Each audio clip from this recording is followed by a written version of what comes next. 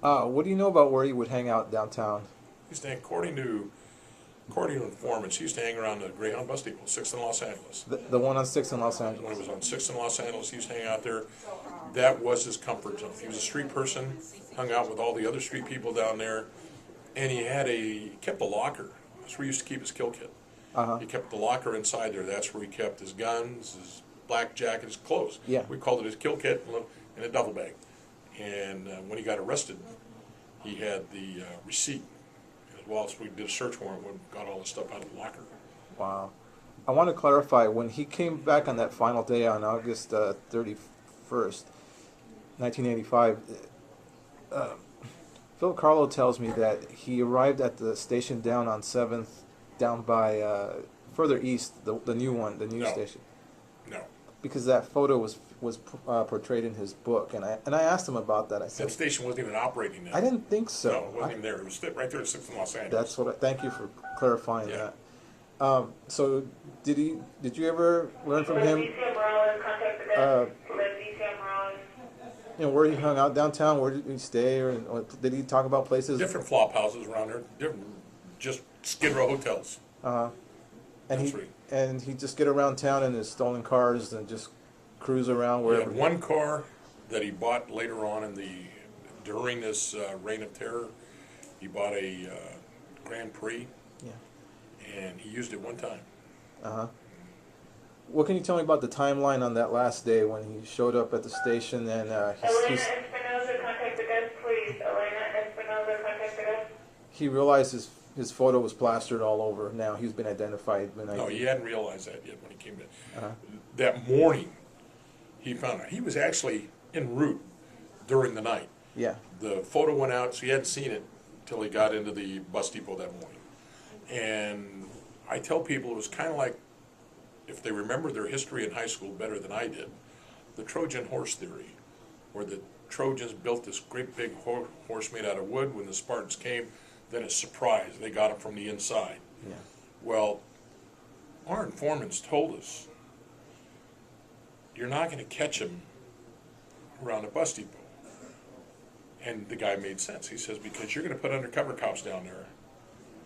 Undercover cops may dress dirty, but their teeth are clean, they don't smell dirty, their hair is not dirty, you know, everything.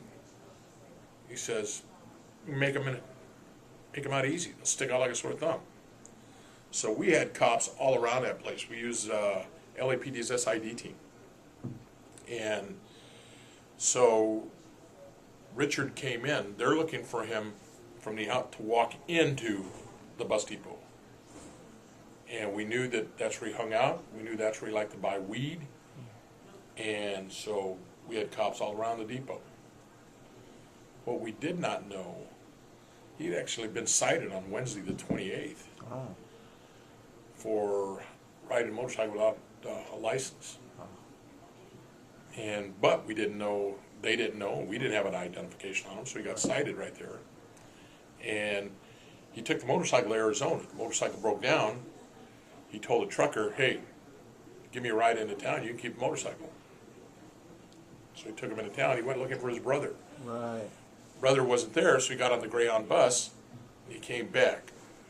We are looking for him to go on foot to the bus depot. Right. He comes in the bus. He's inside the horse. Right. He gets out. He looks. He says, there's too many people around here. Something's wrong.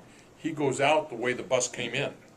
Doesn't go out through the regular passenger doors. Went down the down ramp, that ramp that the buses come up. There wasn't a ramp. I don't believe there was a ramp back then. No. Okay. No, I think it was all one level. My memory serves me correctly. It was a single level structure. Wait, the one on 7th in L.A. No, the one on 6th in Los Angeles back then. It was on 6th Street, the old bus station.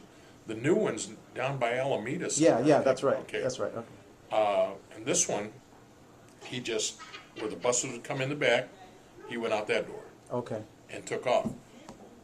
Went to a liquor store. Do you know which one? No, Okay. went to a liquor store. That's where he saw his photo. He then got on an RTD, and I believe the number was used to be the number 8 bus, I believe. Yeah.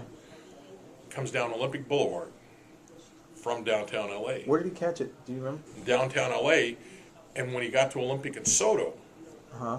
on the bus, because he had a brother that lived right here on Brannick in East Los Angeles. Brannick near where? Olympic, just south of Oh, Olympic. okay. So if he just, that's all he was trying to do was get to his brother's house. Right. He gets to his brother's house, the chase is on, you know, he's in the wind. Okay. And when he gets to Olympic at Soto, a passenger who has the morning paper gives it one of these and makes him. Yeah. He gets off the bus right there at Olympic at Soto. It's a red light. He immediately goes to the phone. Richard sees him. Richard then goes down to, I believe, Lorena, Yeah. and he gets off on Lorena in Olympic. Right.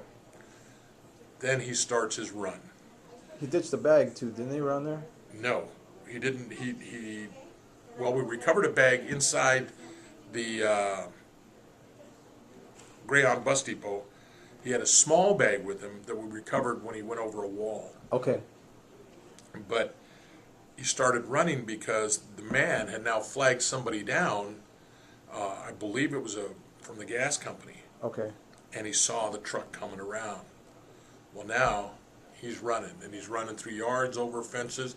He goes over the 10-foot sound wall of the Santa Ana Freeway, across all the lanes of the Santa Ana Freeway. The guy runs like a gazelle. You know, he was good. And now he's on the north side of the Santa Ana Freeway, running through East LA, trying to get up. He eventually works his way up to Indiana. He tries stealing a man's car on Indiana, carjacking him. That guy fights him off, moves the car into the fence. Richard runs away, goes around the block to Hubbard. And it's on Hubbard where he then goes ahead and tries carjacking the lady. She starts screaming, and I tell people that there are two kinds of people in East LA. The good Mexicans and the bad Mexicans. And the good ones all have a pipa or a piece of wood right there by the door, and the bad ones have guns. This was a nice one. He got his pipa right there, heard his wife screaming, and did what any normal man would have done. He went over there and bipped Richard in the head. The neighbors, the Burgoynes and everybody else, hear this screaming, see a neighbor in desperate need of help, and hi, and they all start migrating over. Richard's been, essentially on a 1.5 2-mile sprint over hill and dale. He gets bipped in the head. He's tired. You got me. He's got no more fight left in him. He's done. And he's taken into custody. Wow, that's fantastic. Then, much to the dismay of every deputy assigned here at East LA Station, there was a young deputy by the name of Andres Ramirez. He's a rookie. He's probably the only cop in Los Angeles County that didn't know what Richard Ramirez looked like, didn't know what was going on. He's out there, he gets a call, citizens holding a felony suspect. In the business, that's a gimme. You don't have to do any work. They just, hey, this is what happened. You just write it down. You hook and you bring him in, book him. So he gets there. Yeah, he tried to carjack my wife. I hit him, yada, yada, yada.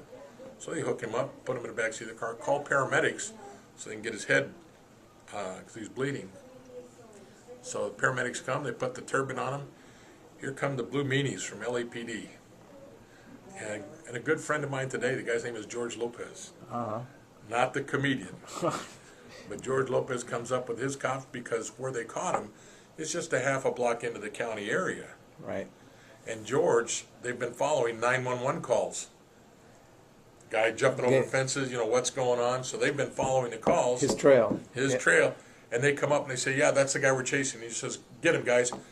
They took him out of the back seat of the radio car. Normally, when there's something like that, you talk it over with each other, and then you exchange handcuffs. Yeah. He just says, yeah, that's the guy we've been chasing from the city. He says, go ahead and get him. Put him in their car before this guy could say boo, and they hauled him off to Hollenbeck. Hollenbeck Station. Now, the guys from here were so angry. Andy Ramirez had let the biggest arrest in county history go to the Blue Meanies. He had just married a female deputy. They're still married, Jeannie Blackman. They started calling him Andy Blackman because he didn't deserve to have a man's name. Oh my And God. and I just laughed. I told the guys, I said, hey, if we'd have been chasing them into their city just like that, and you'd have had the opportunity, you guys would have done the very same thing. It was big. When we got to LAPD, when I got to Holland back, what's going on, Big John? Hot damn, dude, it's true. I didn't recognize you. How you doing?